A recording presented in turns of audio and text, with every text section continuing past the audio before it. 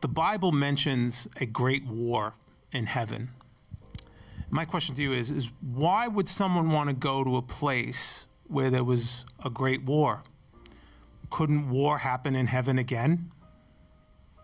Yeah, it's interesting that you frame that question that way, because I might think, I can imagine that I might think, if I was in heaven, why would they let any of us in when we've already shown our true colors?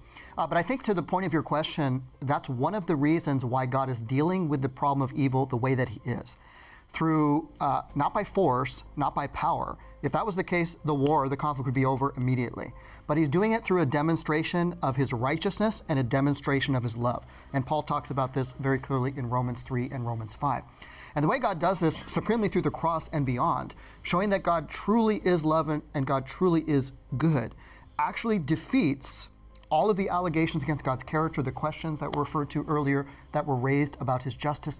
All of these are answered in a way that will eventually satisfy everyone, so that every knee will bow and every tongue will confess that Christ is Lord, and everyone will recognize that God is righteous and just. And this demonstration through the plan of redemption, supremely through the cross, effectively inoculates the universe so that everyone sees just how evil sin is, and no one will ever want it to rise again, and it never will rise again. And we can be sure of that, at least to the extent that we have faith in the Bible, which I do, because the Bible promises that sin will never rise again. And God can know this with certainty because he knows the end from the beginning. So from a human vantage point, it looks like, oh, maybe this could be a repeating cycle.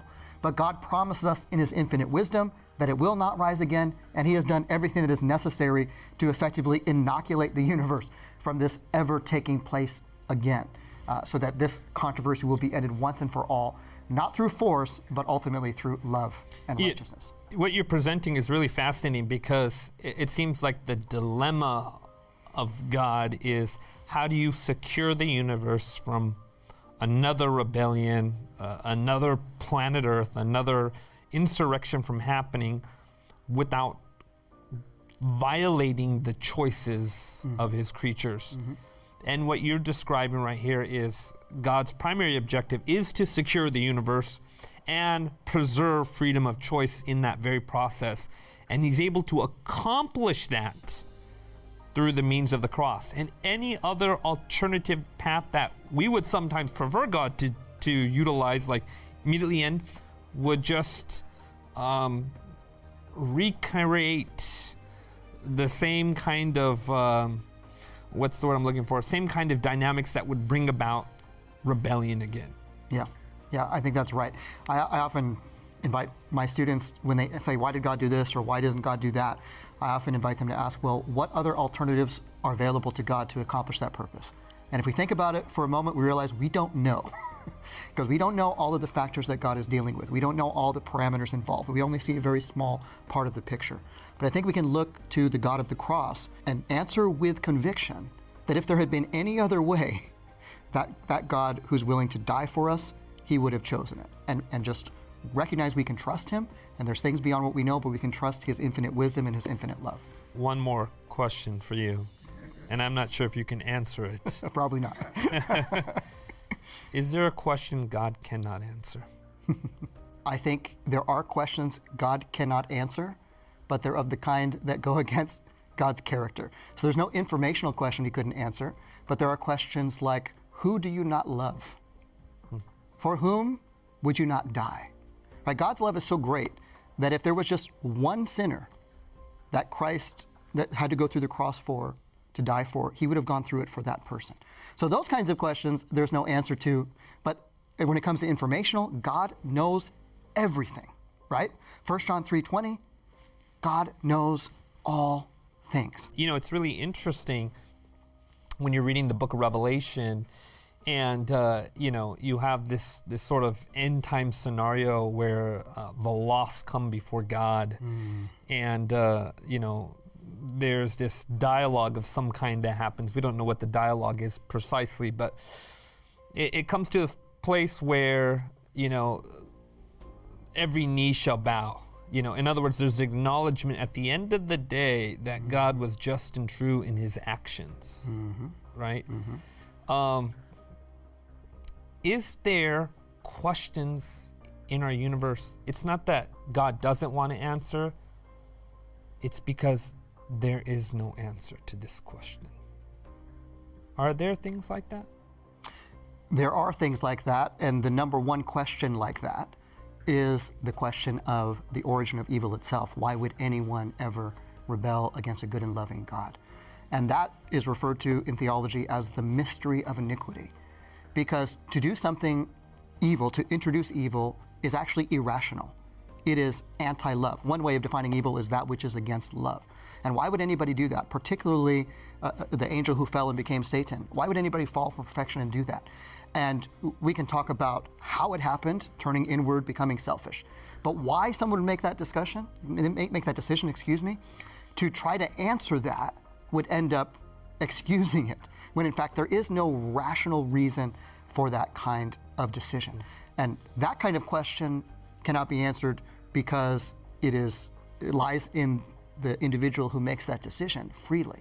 But God's justice and his character and his righteousness, that he has done everything that could be done, every step of the way for the best good of all concerned, that can not only be answered, but it can be demonstrated. It was demonstrated first at the cross, supremely at the cross, and it will be demonstrated in the next life when we're able to see, when God shows us the end from the beginning, and we can see everything he has done, why he has done it, and that he always and only had everyone's best interest in mind. Do you believe that we are alone in the universe? And if so, or if not, what do you think that says about God wanting to make life abundant, or about the uniqueness of the human consciousness?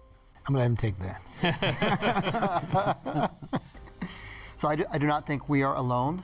The Bible doesn't talk much about this issue, but it does make very clear that beyond our world there is not just God, but there are also the angels, and also fallen angels, and that there is more going on than meets the eye, both in our world and beyond our world. Additionally, there's some scenes throughout Scripture that some scholars refer to as heavenly council scenes. Like in the book of Job, you have this scene where Satan comes to where God is, and the sons of God are there to present themselves.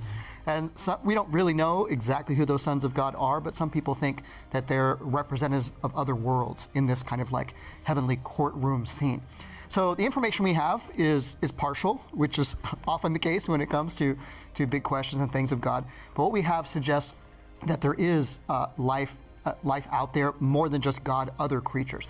And I think it does point to the fact that God is love, that there's a universe beyond our imagining, that it also seems likely, I don't want to speculate, I'm not God, there are many things I don't know, but it seems likely that a God of love would create much more than what we see within the limits of our solar system or the furthest that our telescopes can reach. What does that tell us even more about the plan of redemption? Does the fact that we live in a bigger universe in some way diminish the plan of redemption, or does it enhance the bigger picture and the moves that are made within the plan of redemption? Yeah, I think it actually enhances it.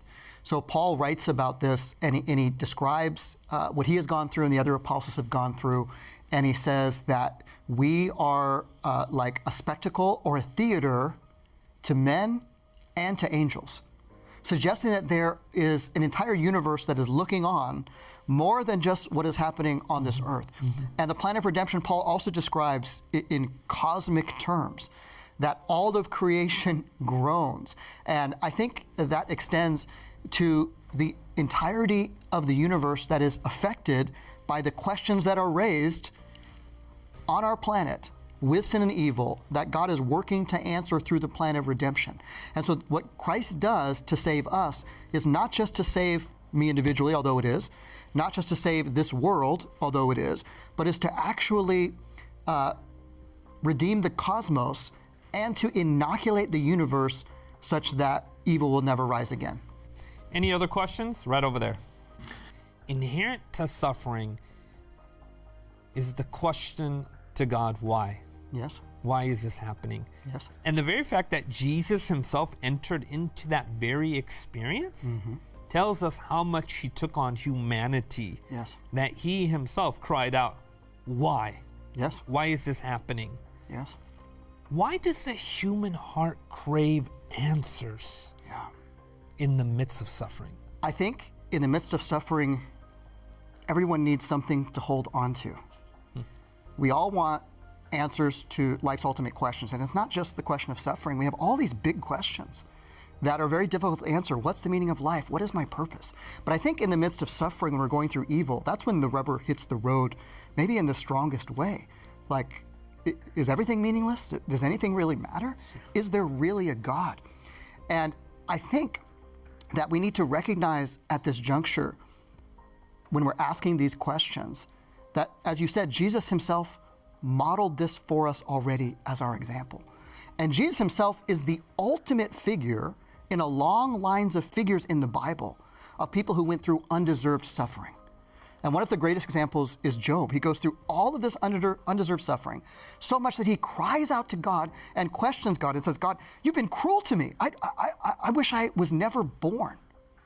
And finally, at the end of the book, a number of events happen, but he has a conversation with God. And God doesn't scold him.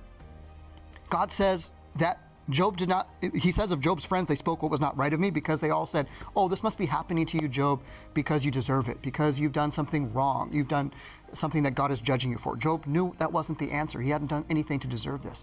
And at the end, God says they had spoken what was not right of him, but of God. But he doesn't say the same thing of Job. But what he does say to Job is he says, who are you? Right? Were you there when I created the world? Who is this in Job 38? God says, who is this who darkens counsel with words without knowledge? And in one translation of that verse, it says, why do you talk so much when you know so little? And in that encounter, Job recognizes how little he knows. And he actually says, I spoke of things that I did not understand, things too wonderful for me. And so there's always a point where we have to recognize that God is bigger than our questions. And when we're suffering and asking the deepest questions, one thing we can hold on to is that when we suffer, God suffers with us, whenever anyone suffers. When my son, he was 5 at the time, he broke his arm, I would have rather broken my arm. And I think he recovered from that sooner than my wife and I did, not just physically, but emotionally. But it's even more so with God, because all of us are God's children, and he loves us more than we can possibly imagine. And whenever we suffer, he suffers with us. And when it seems like God is the farthest from us, he's actually the closest to us. And in the end, in the new earth, we will be able to see that, see the end from the beginning, and recognize God was with us, just as he was with Christ on the cross. Now, what you're describing is it's very interesting, because a lot of the questions that you see in the Bible, I mean, there are people who are very inquisitive, and then there are people who are very skeptical, right? When do questions, according to you, when do questions no longer have any benefit to us? Yeah. Probably most of us have heard the saying, there's no such thing as a bad question. And I think that saying is true if the question is asked in a spirit of actually seeking the answer. I think a question becomes a problem when it's used as a weapon. Okay? So God is always big enough to handle all of our questions. It'd be silly to say, I'm not going to raise my question with God that's in my mind. He already knows what's in your mind, right? He already knows if you're questioning. So there's no point in trying to withhold that from him, right? You can bring it to him. He's got big shoulders, so to speak. He can handle all of our questions. But to try to hide it from him is kind of like playing hide and seek with my son when he was young. And he'd hide behind a tree and be like, "Oh, Daddy, you can't see me," but I can see him, right? The tree's not covering up. Right. I know exactly where he is. God knows all of our questions already, and so we have nothing to fear from bringing our questions to God. He can handle our questions, whatever they may be. And what you're pointing out is it's important to be in this evaluation of our own motives behind the questions. Are we genuinely interested in the answer? Yes. And when the answer comes, are we prepared to accept that answer, whatever it may be, right? That's right. So you can wrestle with God, even as Jacob wrestled with God in Genesis. But the key is not to try to wrestle him away. So if your questions are like a weapon, and sometimes people do raise questions, it's like a defensive. They don't really want the answer, because even if you answer that question, there's another question, there's another question. And it's not bad that there's another question, but the questions are really to deflect. The questions are really to move away. They're really like to wrestle God away. But what Jacob did, when he's wrestling with God, is he refuses to let go. And I think that's the key when we're asking questions. They should be asked in the spirit of good faith, in the spirit of trying to seek the answer. And if we're trying to seek the answer, again, we are told that if you ask, it will be given to you. This is a promise from Christ. Maybe not now. That doesn't mean we'll understand everything right now. But enough will be given if we seek the one who has all the answers and recognize that we do not have all the answers. We could not possibly have all the answers, and we shouldn't expect it to be otherwise. That's part of God's answer to Job. Do you know all of these things? Of course I don't know all of these things, but God knows more than we could possibly ever imagine. And a good question is whatever question that is asked when we're actually seeking the answer, and God welcomes all of those questions. Dr. Peckham, I got